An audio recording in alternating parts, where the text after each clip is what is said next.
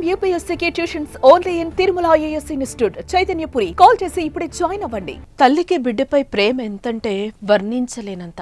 అవును, అమ్మ ప్రేమకు కులమానం అస్సలుండదు.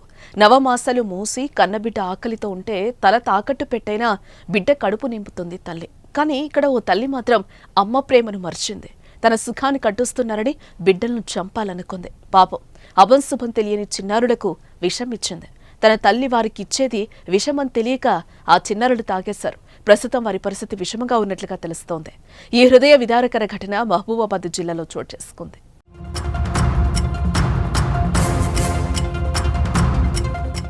మహబూబాబాద్ జిల్లా డోర్నకల్ మండలంలోని జోగ్యా తండాకు చెందిన వాంకుడోత్ వెంకటేష్ ఉషకు 9 ఏళ్ల క్రితం పెద్దల సమక్షంలో వివాహమైంది.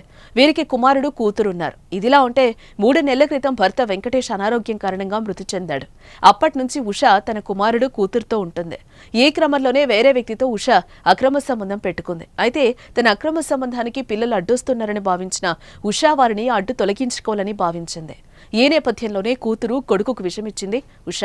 ఇక కొద్దిసేపటి తర్వాత పిల్లలు వాంతులు చేసుకుంటుంటే గమనించిన కుటుంబ సభ్యులు హుటాహుటిన ఖమ్మంలోని ఓ ప్రైవేట్ ఆసుపత్రిలో చేర్పించారు. అయితే వారు విషం తాగారని, పరిస్థితి విషమంగా ఉండడంతో మెరుగైన వైద్యం కోసం హైదరాబాద్కు తరలించారు. ప్రస్తుతం వారు నీలోఫర్ ఆసుపత్రిలో చికిత్స తీసుకుంటున్నారు.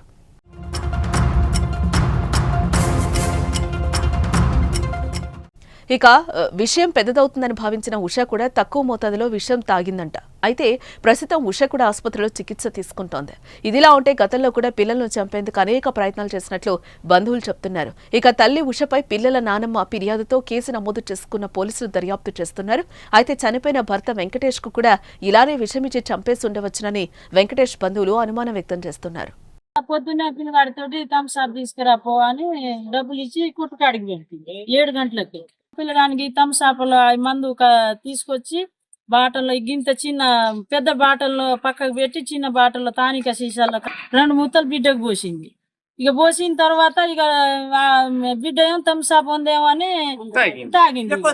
ఎక్కువ తాగిన తర్వాత ఇక మళ్ళా అమ్మాయి ఇంట్లో కక్కుతూనే ఉంటుంది. ఆ ఇంట్లో కక్కిన తర్వాత బయట వెళ్ళకుండా 2 పిల్లగానికి తలుపు వేసుకొని లోపల బేడం వేసుకొని బకెట్ లో ఉంది, మన కార చుట్టూ పెట్టే బకెట్ లోనో కక్కుతుంది. అన్ని మూత వేసి దాసింది పైన, మాకు ఆవుపడకుండా దాచిన తర్వాత పిల్లలు ఇక తడబడ చేసి బయట వెళ్ళకూడదు అంటే వాళ్ళ నాన్నమ్మ వాళ్ళు మేమందరం ఉన్నప్పుడు కాళ్ళ మీద కింద ఎగిరి మన చేపలు పడినట్టు ఎగిరి పడతారు, కక్కుతున్నప్పుడు ఇక ఏంది అసలు ఇది తానికి వస్తే ఎర్రగా రావాలి, ఇది పచ్చగా రావటం దేనివల్ల అని చూస్తే ఇక అసలు సోయి లేకనే పడ్డారు కింద. నేను ఏం పోయాలని తర్వాత మళ్ళీ తల్లి తెలియకుండా మళ్ళీ లేచి నా పిల్లగానికి ఎవరో ఇది చేసిరు ఏదో చేసిరని దెబ్బ మాట్లాడకుండా మోతుకుంటుంది ఇంట్లోనే. ఆమె మోతుకొని ఇక నేనేం చేయాలి, నేను పోయలేదా అని పిల్లగానికి వేసుకొని మేము వెళ్ళిపోయేసరికి అమ్మాయి నా బిడ్డ ఉంది, నా కొడుకు అంది, జాలితోటి పోట్లే, నేను పోను, వాళ్ళు పోని ఇక మాకు అవసరం లేదు అని ఇక ఎవరు తిట్టినా ఎవరు కొట్టినా పోట్లే. హాస్పిటల్ కూడా బాబాయ్ను 2 బాబాయ్లు వేసుకొని పోయారు ఖమ్మం హాస్పిటల్లో. తీసుకొని ఆ డబ్బా తీసుకుపోయినప్పుడు అన్న డాక్టర్కి చూపిస్తే అన్ని కరెక్ట్ అని అమర్చే ఈ బతకరు పిల్లలని హైదరాబాద్ రాసిన తర్వాత ఇప్పుడు కూడా ఆడనే సీరియస్ గా ఉన్నారంటే అదే కక్కుడు. ఇక అమ్మాయికి అయితే నమ్మకం లేదని అంటే